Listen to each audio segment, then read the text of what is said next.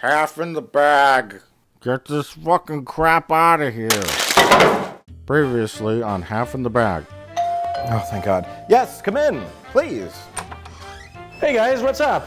Hey, it's Alexandre Philippe, the director of People vs. George Lucas. Yeah, so my car broke down and I was just wondering if maybe I could like use your phone. Sure. It'll be $1. Part 2. So what would Darth Vader do if he just suddenly had to throw up inside his space mask? I don't know, like throw up all over his face maybe? Yeah, but he wouldn't have time to, if it was like a sudden Are you bomb. still talking about Star Wars?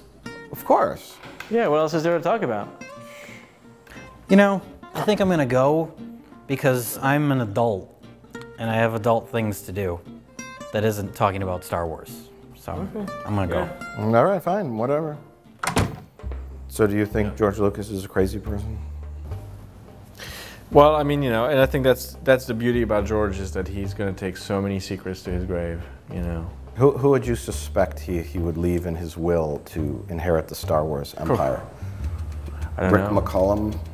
I don't think so. I don't know. I mean, wouldn't you love to see like an autobiography by George Lucas? Sure. I think like now's the time for him to just... I would suspect it would be mostly lies. Well, I mean, with your film, you kind of took a more traditional route.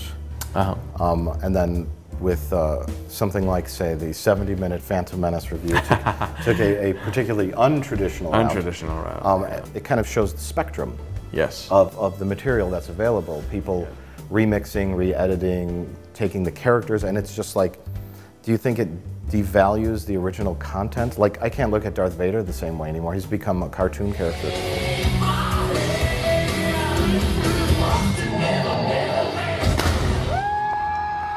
Not just the fact that he yells no at the end, but I mean, there's a series called Chad Vader where Darth Vader works in a supermarket, and it's just like everything has been... I'm totally able to separate. You know, like when I watch Star Wars or when I watch Empire, I mean, it's still intense and still I don't think about Chad Vader, you know what I mean? Yeah. When I watch Empire. Yeah. But I think it's great that there's also Chad Vader and that there's, you know, Family Guy and Robot Chicken and, you know, I mean, on and on and on and on. But you know, that's also an example that I think, and maybe Star Wars is a unique example of it, but that there is a point where it belongs to culture. I mean, where that point starts, that's really the big question. I'm not exactly sure, and I don't think anybody's really sure about that yet. But I think Star Wars is something we're going to look back on decades from now as maybe something that will sort of be defining in terms of, you know, legally how do we approach, you know, ownership of movies. I've wondered often, like, you know, like the first time you heard about the People vs. George Lucas, just the fact that this title being made, you know, or the first time you heard about, you know, this RedLetterMedia, you know, 70-minute review that is getting millions of hits on YouTube. How does that make him feel? Or even just the Phantom edit, the kind of the earlier thing, someone taking his movie and saying, you did everything wrong, and I'm going to fix everything you've done.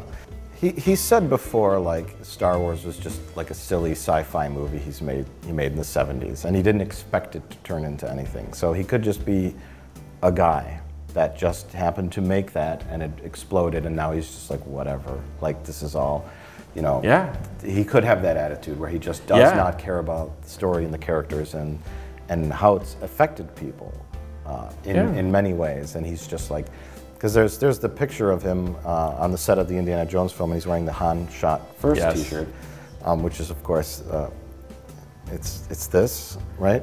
Well, it's either that or it's, I mean, how do you I mean, you can read it both ways. The whole thing's funny, maybe. Yeah, you can read it both ways. Or it's like, you guys are right, but I'm not going to change it anyway, but you guys are right. But why would he change it? I've done this. Mike, I have done this for the past 4 years. I feel like we should both be wearing straitjackets. You know, well, that's why I'm moving on to other films. You know, I mean, it's like I'm not going to keep... The thing that fascinates me the most is I can understand things from a financial perspective. Yeah. I'm re-releasing the films in theaters. They're going to have updated things, or I can even understand him releasing the films over and over and over again with just little changes and new things added just to keep making people buy them. Right. What I can't understand is why he would make little tiny changes that alter the quality or alter the characters that just are just mind-boggling. Or the logic. The really. logic. The logic. Logic in the characters. That new shot that was released, right, that we're going to have on the Blu-ray release of R2-D2 hiding behind more rocks in a way that he couldn't possibly have squeezed in there. I mean, where's the logic there? What does it do? Like, how does it improve the film in any way? So that's, I think that right there is kind of, you know, telling of the mystery of George. Well, that's another thing. He doesn't seem super passionate. He describes things like a simpleton. Like he's talking about. He's like, well, in the other films, we've only seen 2 people fighting with lightsabers. Now we see lots of people with lightsabers. Oh. And that's like a direct quote, like verbatim. And lots of people are now hitting each other with lightsabers in a bigger scene. And that's how he's describing his film. And you're like what, you know, like, does he have is he the mind of a child? But the business sense of a 65-year-old man? Well, there's a little bit of that. I mean, obviously you have to be a little bit of a child, right, to create Star Wars in the first place. Yes, the child, the heart of a child. The heart of a child, right? But not the brain of a child. Not the brain of a child. I think it's impossible for any of us to understand what it can be like to have the weight of Star Wars on your shoulders, right? I guess. I mean, that's the bottom line, you know? It's like putting yourself in, like I said before, like Michael Jackson's brain after he's been who he has been for so long. You're like, you can't possibly imagine what their thought processes are at that point. How does Darth Vader become Darth Vader? Right. What do you mean, how does Darth Vader become? He got burnt up by lava. And then he got a suit put on him. That helped him breathe. I look at George Lucas objectively. Like, people make fun of him about this and that. Like, I don't hate him. I don't love him. I like to talk about why he does some of the things he does, but by no means am I like outraged or anything like that with the special edition changes, the Blu-ray changes. It's like, some people seem to get very upset. Yeah, I do get mad when I talk about, you know, the few times you'll see me, you know, if you were at one of those festival screenings where I got kind of intense a little bit at the Q&As, is when we really start talking about the cultural heritage that Star Wars is and why don't we have those movies properly restored. That makes me mad. I'll never say, you know, I don't think artists owe anything to their fans, right? But this is as close as it gets, though, because I think considering the love and the passion and the money that we've given this guy over, you know, 3+ decades, that's the one thing that the fans have asked for repeatedly. I just, there's no reason not to, you know. And then on a larger scale, it's like, fine. Even if you say he doesn't owe it to his fans, I think he owes it to culture. I think he owes it to our historical, cultural heritage, and that is that. Yeah, that's the question at the heart of your documentary. Yeah, it's like what, you know, it's like if Leonardo da Vinci came back to life and said, "I'm taking the Mona Lisa, and I'm going to put it in my basement, and no one can ever see it again, and all images of the Mona Lisa will vanish off the face of the earth, we would or not, just be low-resolution GIF files." But yeah, like, who would let him? I mean, but does he have the right to do that? I don't think he would anymore. Well, he's dead.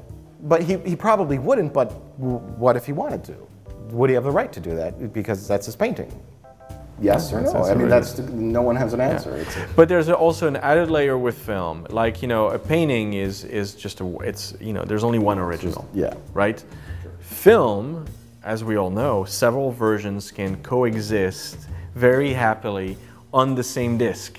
Yeah, but it's still a work of art that was created by someone. It is a work of art. In a form. Yeah, but I mean, might not you know, want people to see that form anymore. Well, but that's problematic. When the movie becomes... You just want it, that's what. Well, no. And I do too. Well, no. Yes, sure. But let's not forget about the National Film Registry, because that I think makes it binding. Can I say one more thing? Absolutely. I think there is something insulting, and I'm going to side with the fans for a second. I think there's something insulting for somebody to step up and tell millions of people, this thing that you love so much is no good at all. And I want to change it. I agree. Right? I mean, I think there should be at least, for him to say, you know, I don't like it this way, I want to do it differently, fine, totally cool. But for him to say, no, you guys are wrong. Not so cool. So in a very, very diplomatic way, you're saying George Lucas is a giant asshole. I did not say that. Well, I mean, people do think that, and they get very upset at him for making changes. Daily, I get emails that are sometimes this long. And I'm just going to share some of those with you. Yeah, I'm curious. If George wants to have his way with the special edition, at least he shouldn't do it stupidly. I hate him. I hate his face. May the Force be with you. Yeah, right there, right? That's Star Wars fandom right there. Fuck George Lucas. I am 30 and grew up watching Star Wars. A real fan of the idea of the Force before it became Aryan-esque and Nazi-like.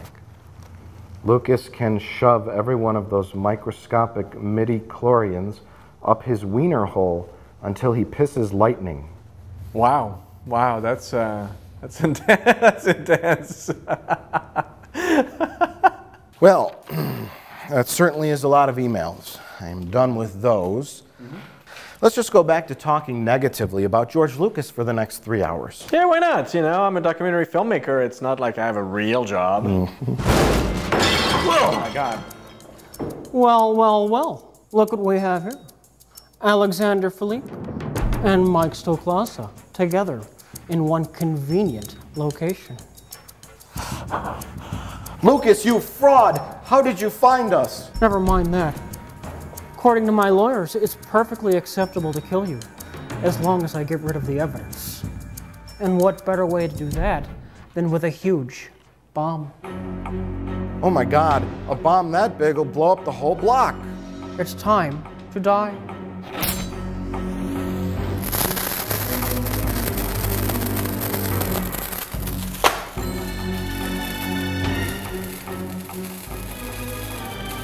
When I make my biography, you two will be little more than deleted scenes. In fact, I'm about to alter you both. Not digitally, but with this bomb. It's a maneuver I like to call the special edition.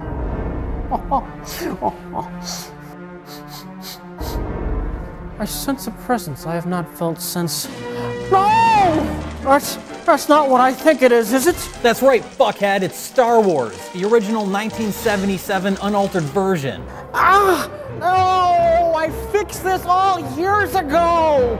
This isn't my true vision that I keep changing. No! Oh! Oh! Bet you have.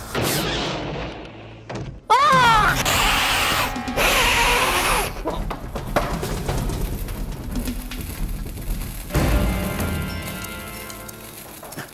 Oh shit, the bomb. What are we gonna do? Quickly, throw yourself on it.